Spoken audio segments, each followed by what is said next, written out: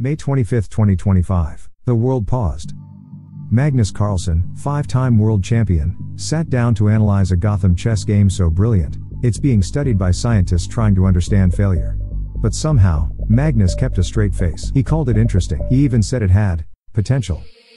Now, I'm Mortal Chess, and I'm here to say what Magnus should have said if he wasn't in bed with Gotham Chess. But that's just the appetizer. Game 2? It's Levy versus arguably the most tactically gifted player alive. And spoiler alert, yeah, cremation. So kiss that hippo on the lips, be affectionate. Because remember, there is life after a Mortal Chess video. C4 is the English opening. But the move B6? Well, that's what Gotham Chess spent the whole night preparing. For a tough game against 2400 rated Alexa Strajkovic. You're probably wondering about the name Alexa. I'll simply remind you that chess is a game of logical thinking and long periods of silence. Bishop G7 is the reason for B6, but after D4, E6 and E4. The word is hypermodernism. A chess opening philosophy in which you let your opponent build a massive center, then later strike it down with precise piece play and pawn breaks. Yes, a few memorized moves can often mimic high-level sophistication. Bishop B4 aims to pin the knight, and begin pressuring the center. Queen C2 defends E4 and eyes the C3 square, but now comes Queen H4. A queen out on move 5, violating every known principle of opening play. A natural Gotham chess move. But ironically, it's the best move on the board. Hypermodernism. The queen eyes E4. And if you play the principled knight F3 with tempo, shockingly, the E4 pawn is just hanging. We'll give him the benefit of the doubt, and assume he saw all of this. Bishop D3, white defends. Takes and then F5, is a lethal pawn break. Pawn takes opens the bishop's side of the G2 pawn.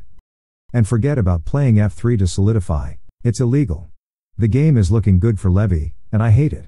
He's got initiative, he's got pressure, and worst of all, he looks like he knows what he's doing. But if there's anything grandmasters are annoyingly good at, it's defense. G3 hits the queen, which goes to H5. Then F3 holds the center. After takes, the engine recommends pawn takes, white gets a strong center, in exchange for a semi-exposed king.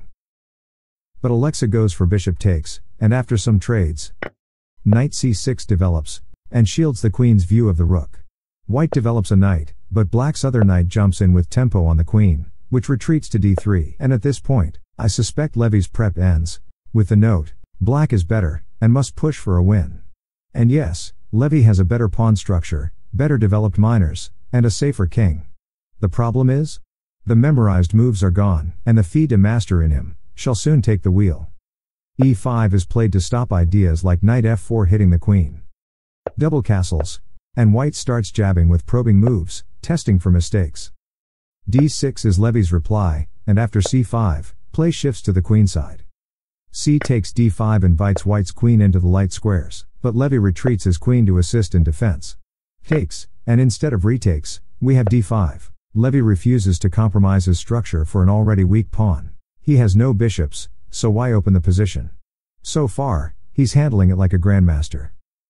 I would know because I transcended grandmaster status the day I invented the Nimzo Zimbabwean defense. And yes, it is lonely at the top. Because after moves like rook a to e1, I don't need to calculate queen d7. It comes to me.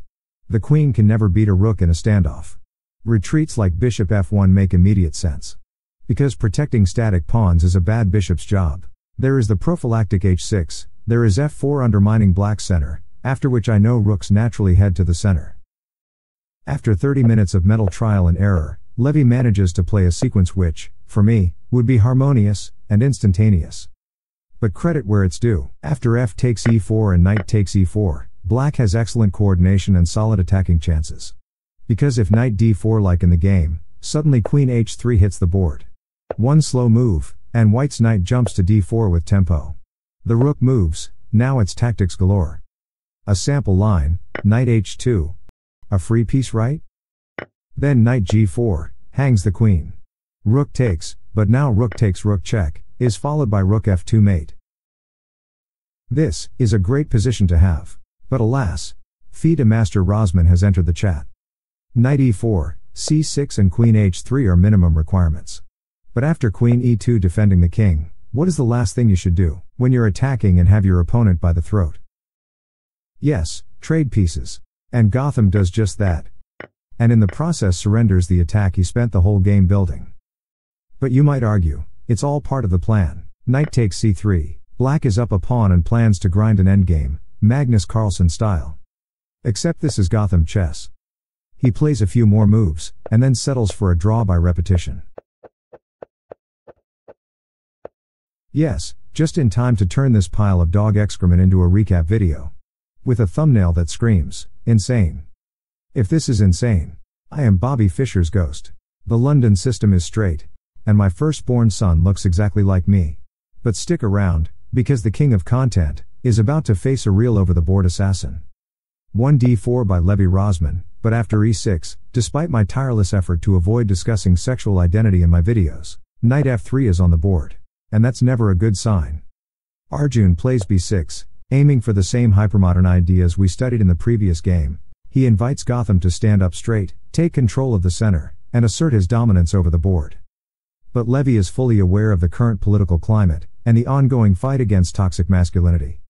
One pawn in the center is enough for him, so bishop g5 hits the queen. Wouldn't it be absurd if this video somehow goes viral and Levi reacts to it? You know what to do. The power's in your hands.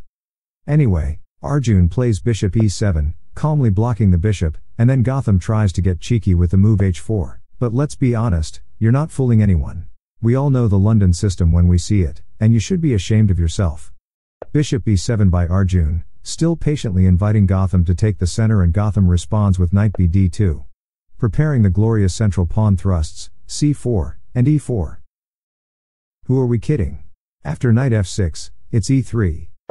The infamous London pyramid is under construction. Its solid walls will create a safe space for Levi Rosman's fearless pieces. And surely, after h6 and takes, bishop d3 is played. Typical London system ideas. Because after d5, as the engine screams for e4, we have the move c3. But can we really blame him? He's up against Super GM Arjun. Well, yes, because Gotham Chess doesn't know that. He's playing in Zen mode. A feature that hides your opponent's identity, their rating, the chat box, and leaves you with only the chessboard. The thrill is in the mystery, he says. But maybe, just maybe, the real thrill is imagining your opponent might be a rugged man. c5 by Arjun. It's tough. Because one does not simply defeat the London system. It's the most hated opening for a reason. He develops the last minor piece, finds a home for the queen, and after castles, a deep breath. How do you crack this? A strong London system player will simply stay tucked in. The pyramid is unbreakable, the king is safe, his message? Come and get it. And usually at this point, black gets bored, lashes out, and ruins everything. But fortunately, FM Rosman has taken the steering wheel. D takes c5, B takes c5, and then e4. Opens up the position for his opponent's bishops to flourish. We are witnessing a genius at work here. Yes, what a time to be alive. And Arjun, well, he is the deadliest player in India.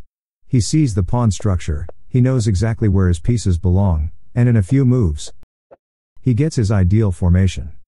e5 from Gotham, desperately trying to keep the center locked. But after bishop e7 and king g2, f6 is on the board. A mini pawn break, with devastating effects. Because takes, and in a space of 3 moves, can you feel the enormous pressure on this f2 pawn? This knight? It's the last thing holding Levi's position together. So what did Arjun play? That's right, e5. And after rook f1 defending f2, we have e4 kicking the knight. But it's more than that. It also controls f3, fixing the pawn weakness on f2. And now bishop c5. Deadly. This is Super GM level chess. And also a life lesson. If you play the London system, play it boldly. Don't get shy halfway through. Keep your pyramid. Own it. Like the guy whose comment I pinned on my last video. Anyway, f3 was the final nail. Bishop takes g1, and Levi resigns. But what if he played rook takes g1? Then e takes f3 check, knight takes. But now, that knight is stuck shielding the weak f2 square. Black calmly maneuvers the bishop to f8, then to g4, and once the trades start, the queen is pulled into the blender. The only person who can save this endgame is international grandmaster Chuck Norris. But if you're wondering why the London system gets this much hate, and you're not emotionally fragile, Click the video on screen and try to keep it together for 10 minutes.